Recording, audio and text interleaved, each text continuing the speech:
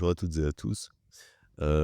Oui, effectivement, il y a un data center à Belfort, vous ne le savez peut-être pas et on organise des visites pour, propager la bonne parole, pour dire que on peut, stocker des données de manière, sécurisée dans nos territoires et donc, souveraine et je fais la transition avec le lycée Follereau parce qu'on organise des visites, notamment avec le lycée, pour, aussi, promouvoir nos métiers du numérique, auprès des étudiants et je pense qu'il faut aussi qu'on aille vers les collèges.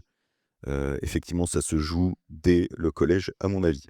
Alors, je vais pas vous parler du data center, en particulier. En tout cas, on avec Trinaps, opérateur télécom, local, on transporte et on protège les données des entreprises et collectivités. On s'est doté en 2019 d'un outil qui s'appelle, Extendo, qui est un centre de données informatiques et on a conçu ce centre de données informatiques en essayant d'intégrer, dès la conception, des choix technologiques, alors éco-conception ou en tout cas, d'économie d'énergie.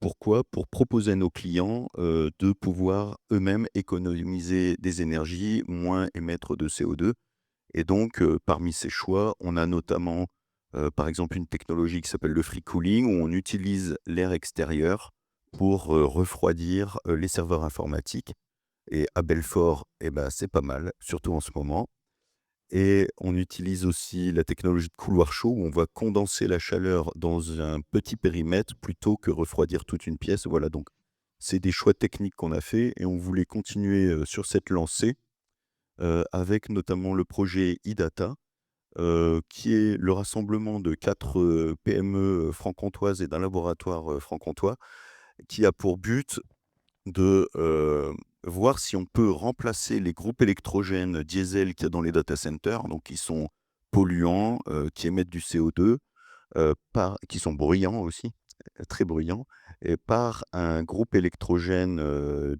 à hydrogène.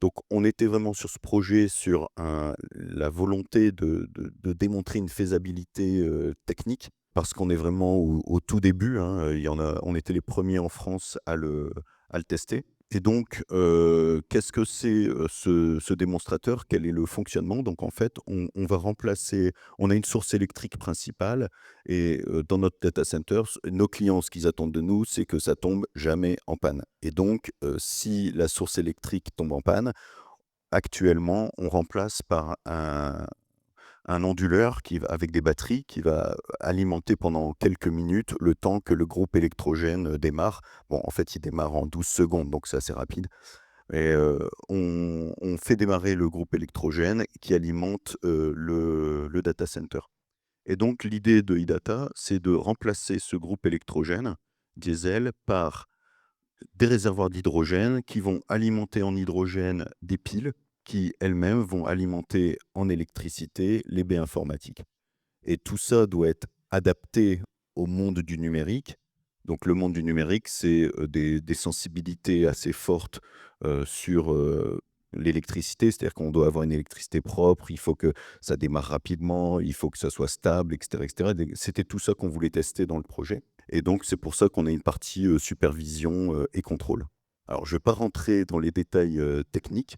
Le but, c'est de vous montrer à quoi ça ressemble surtout. Donc, on a fait un premier démonstrateur que vous voyez à gauche, qui était, j'allais dire assez simple, mais c'est très technique quand même, hein. Donc on a l'AB informatique qui est à gauche, on a le démonstrateur, qui est à droite et puis on avait pris une bonbonne pour l'alimentation en hydrogène, on a des batteries aussi, qui sont bleues en dessous et donc le but, c'était que on puisse faire le tour de l'AB sans qu'il y ait aucun câble.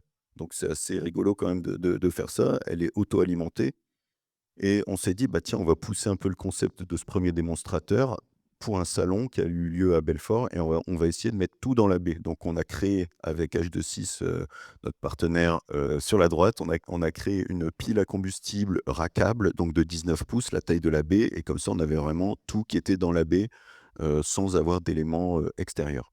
Donc ça, c'était le premier démonstrateur sur une puissance d'à peu près, une baie informatique classique, c'est 2-3 kilowatts. Donc on était sur ces puissances-là. Et puis on a décidé d'aller un petit peu plus loin et de se dire: «OK, est-ce qu'on peut pas pousser cette puissance?» Donc c'est la suite.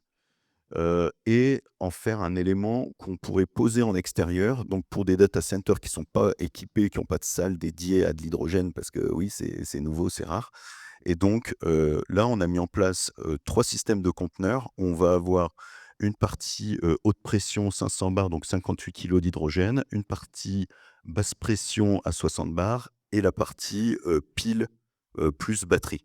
L'intérêt d'avoir 2 systèmes, de stockage, c'est qu'en fait, comme je vous l'ai dit, il faut jamais que ça s'arrête, il faut que ce soit en continu et donc là, ça veut dire qu'on peut dépluguer, la partie, stockage haute pression, aller la recharger et revenir, ce qu'on appelle à chaud, donc ça veut dire qu'il y a jamais de coupure.